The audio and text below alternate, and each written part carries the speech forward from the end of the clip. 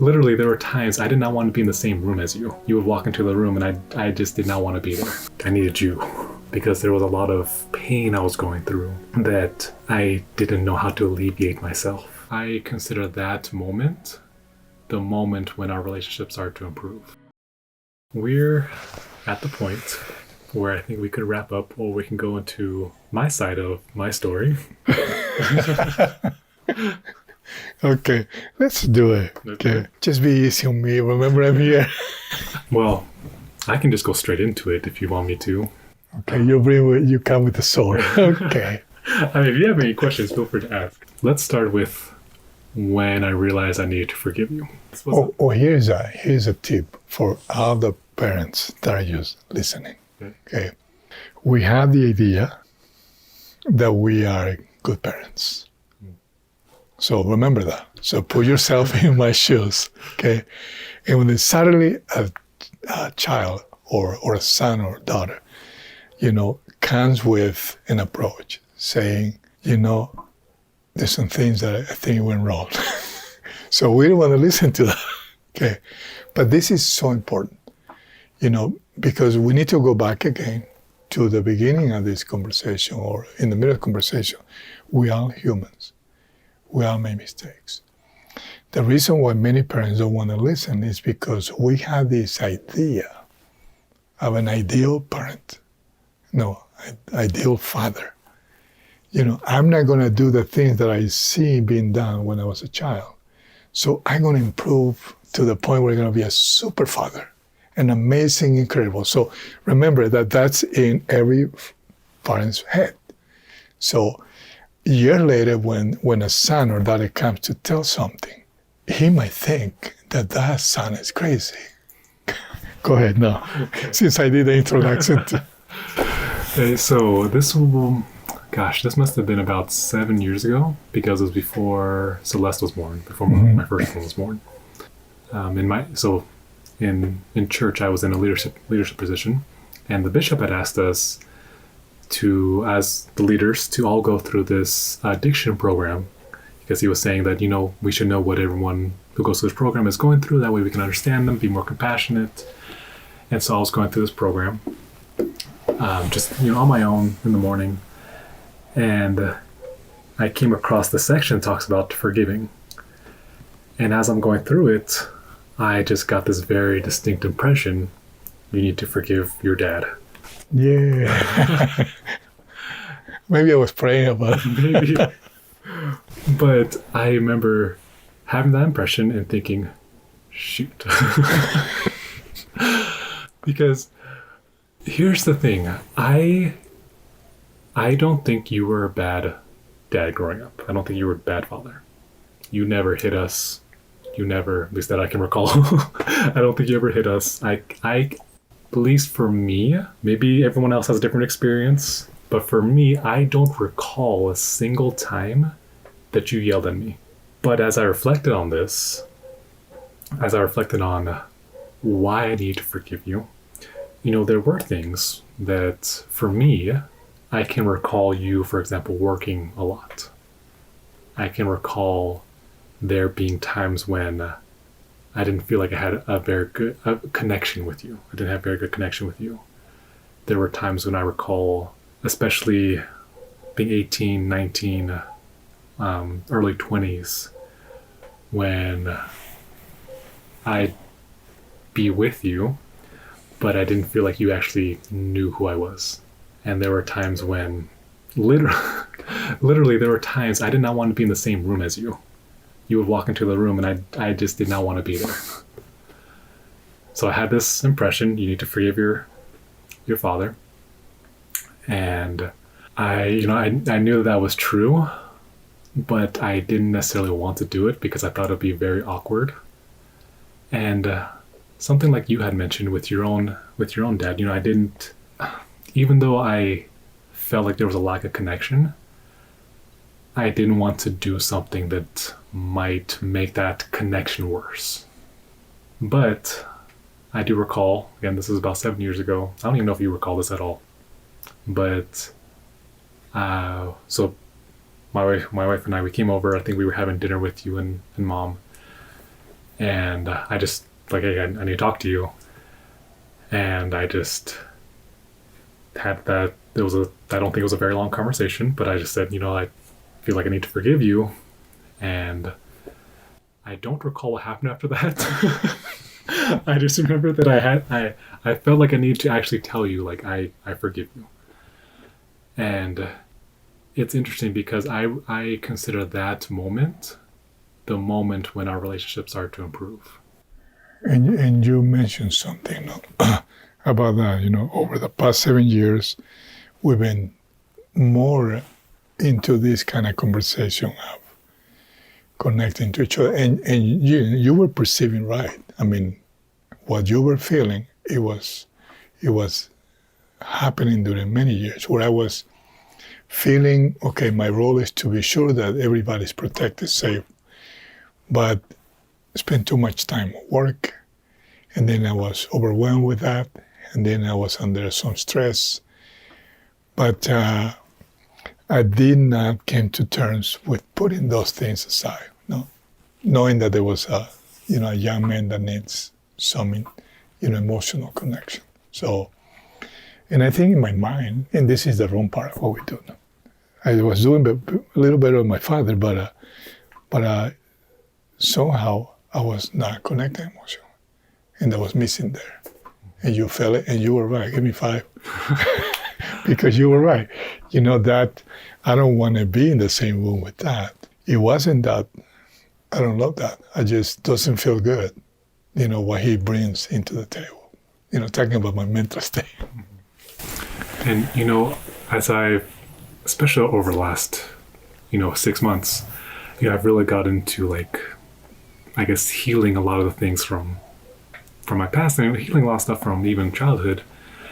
And, you mentioned earlier how we all have these different ways of coping, these different strategies that we use. And I know mine growing up was I would just go to my room. I'd go to my room, I'd play with my toys, I'd play video games, I would want to be by myself. And it's interesting because as I've worked through some things and helped to heal a lot of things over the last few months, I've realized that I did that, but in reality, what I really needed is that I needed you. I needed mom.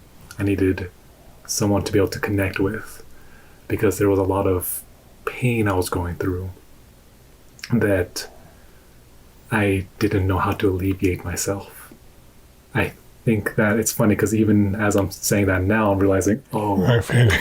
You can feel it, yeah. That is also why I felt disconnected with you, is because I felt like I was going through all this pain. I think I mentioned this to you before, but like I was being bullied at school and no one knew about it. I didn't feel like I could talk to anyone about it. And just that disconnection, as I reflect, obviously there was definitely a part that was my fault, and that I didn't go to you or to mom, but that was part of what led to this feeling of disconnection with you. I mean, we're talking about father, so with you, where I did have this pain growing up, and I didn't feel like anyone was helping me. And you were right. It's even with the best of intentions that we have as parents, we didn't born with the skills to deal with emotions, feel the emotion, have this maturity, emotional maturity, where we can feel. For example, if you will leave the room, I would feel uncomfortable and lonely too.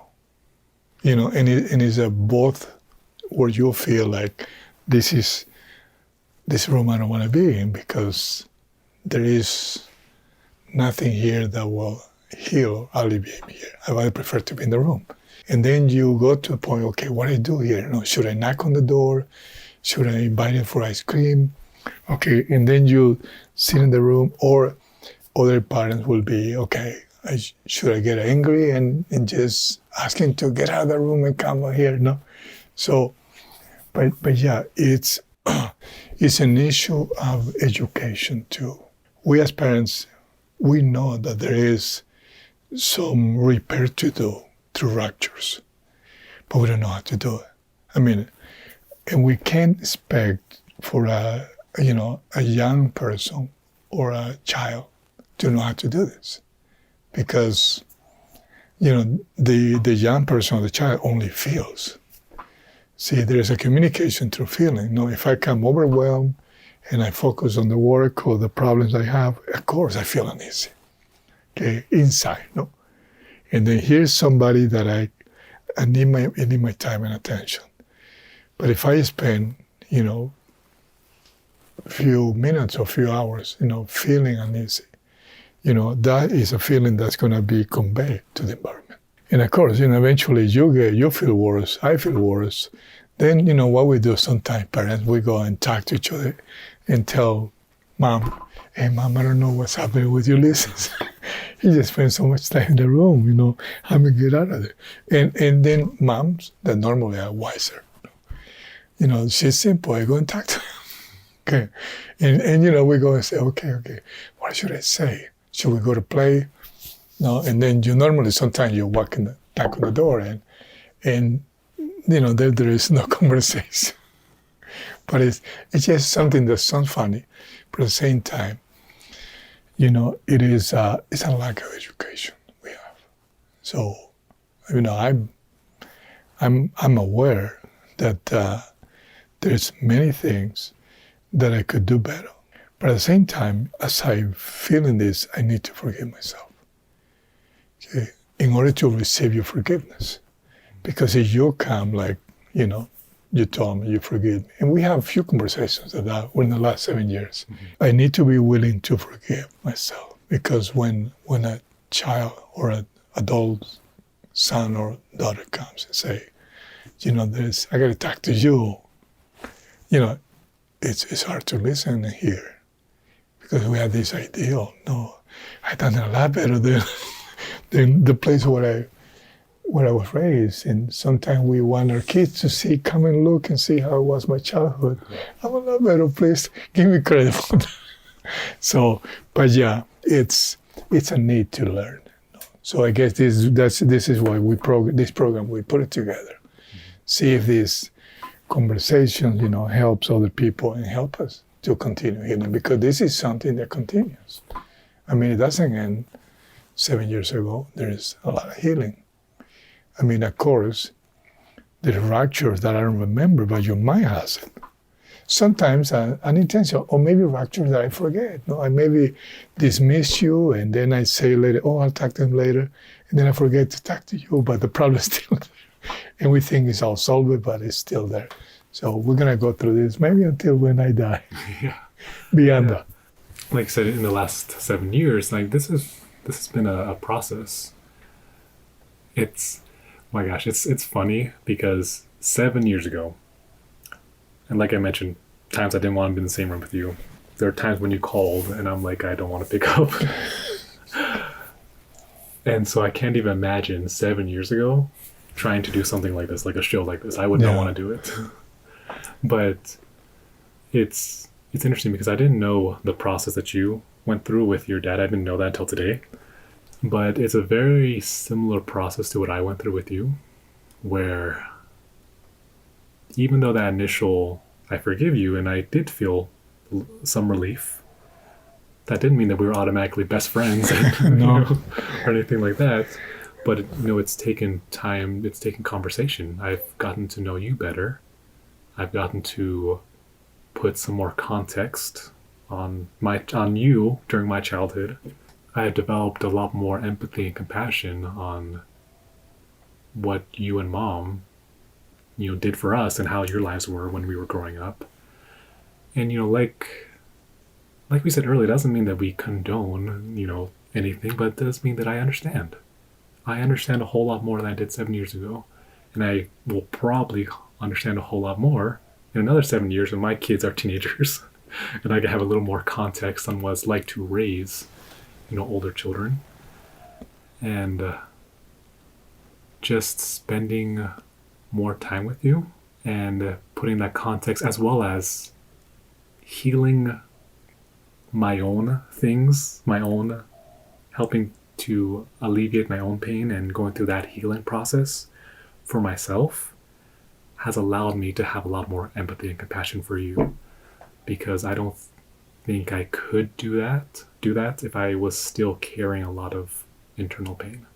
Which, I mean, there's still stuff I still need to work on and still things that I'm working on healing. But since I have gone through a process where some of that is healing and in the process of healing, it has made it a lot easier to connect with you. I'm glad, and I think we got better years to come. I think so too. And hopefully we have lots of these episodes. No, I'm so glad that we brought, this is a hot topic, okay, because this is a real conversation we're having. We didn't have a script. We had a couple of notes. We just had a couple of notes. Okay, you told me, hey, we're going to talk about that, and say, okay, let's do it. Yeah. But and real quick, like going back to how this is unscripted, we literally came up with this idea a week ago. And we were just like, okay, let's do it. And again, unscripted. Yeah, and it's going to help us, help everybody. Hopefully the audience, whoever is listening, can remember that this is a process that we have to continue working. So, and there is a lot of need for love. Now, we all need to be loved. We all need forgiveness for ourselves, for others, especially because we have to really heal. And I'm so glad to be here with you. Yeah, I'm glad to be here with you too. And I'm going to improve a little bit more. I'm changing, by the way. Okay. Little by little. Okay. There's so many things I did. I don't know if intentionally, but it was subconscious. I tried to create a model, okay, in a way how, the child can do better in life. And I think, that's not a good thing, because we can bring our own bias and put some limitations on the little ones and the younger kids. When they have their own ideas in mind, we have to let them fly, protecting them, be sure they don't get hurt. Thank you for your idea. Thank you for inviting me. Yeah. With that, let's wrap up. And thank you to all of you. Thank you for putting this together. Yeah.